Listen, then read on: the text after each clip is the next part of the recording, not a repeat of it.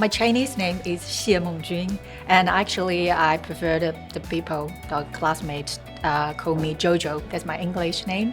And now I'm just studying the QCA for my master course, design. I almost living in Australia 2 years. From here, I learned a lot of things. It's quite fun. I found a lot of different, maybe just because culture, maybe just a different system.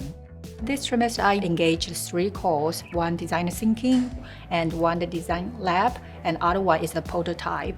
So I want to learn a lot of the skill from the design thinking can help us to understand my user, my customer. I have a lot of work experience in China. I just think now is the moment I can to have a gap year to learn more things, the new things.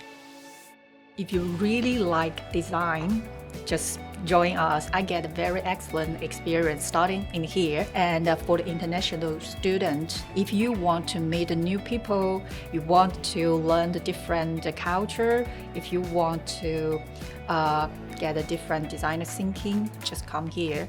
You will get it.